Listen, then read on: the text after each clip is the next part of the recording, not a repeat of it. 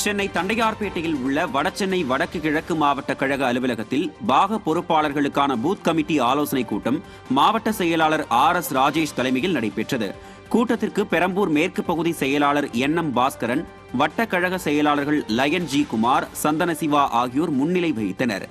இந்த நிகழ்ச்சியில் பாக பொறுப்பாளர்கள் Lion E Shanmuga Vinayagam, K Rajaram, A Karmegam, G Vellaichamy, S Naganathan, K Appu, S Rajesh, K Muniratnam, Murugesan, S Nelson Nallathambi, S Gnanachristian, GK Mahesh, John Bosco, V Karthik, Dinesh, Soundararajan உள்ளிட்ட பலர் கலந்து கொண்டனர்.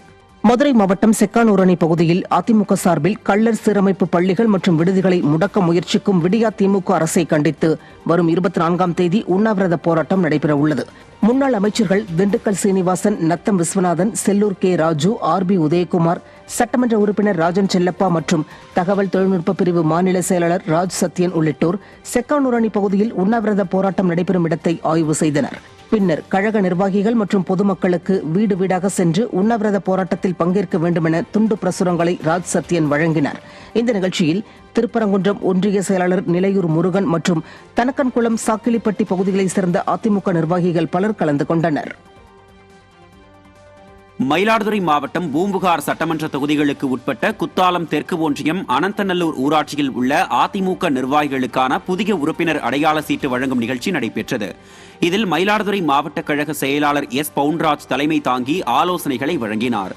இந்த நிகழ்ச்சியில் குத்தாலம் தெற்கு ஒன்றிய கழக செயலாளர் N இளங்கோவன் உள்ளிட்ட அதிமுக நிர்வாகிகள் ஏராளமானோர் பங்கேற்றனர்.